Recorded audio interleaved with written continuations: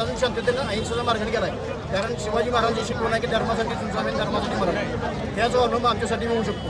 कारण आम्ही त्याच कालखंडातून वाढून आलेलो आहे. आमचा धर्म हा पुरातन काळातलाच आहे. 1200 वर्षाची परंपरा आमच्या नांदणी मठाला.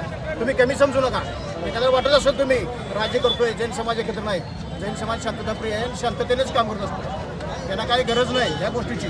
त्या पद्धतीनं आपण अनेकदा विचार करावा. एवढं सगळं जनतेचा रोष ओढवण्यापेक्षा की स्वतःहून तुमची जी काही चूक झाली असेल किंवा आणि काही कुणाच्या माध्यमात झाली असेल, न्यायालयाची काही प्रोसेस असेल ती बाजूला ठेवून आमचा हक्क परत करणं हीच आमची भावना आहे. की जन्मत एवढं द्वेष आणि राग उत्सव लोकांचे की रात्रभर लोकांची झोपा नाही.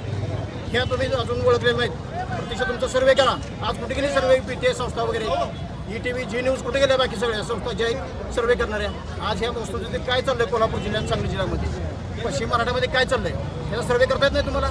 हां, आणि तुम्हाला ह्या माध्यमातून जैन समाजावर रोष वैयक्तिक आहे का ते एवढं सांगा. तरी पण इथून पुढे तुम्ही ह्या गोष्टीमध्ये लक्ष घालून लवकरात लवकर आमचा हक्क परत करावा ही नम्र विनंती. इथून पुढे अहिंसेचं जेवढे पालन होईल तेवढं रूपांतर हिंसेच्या माध्यमातून सुद्धा जैन समाज करू शकतो.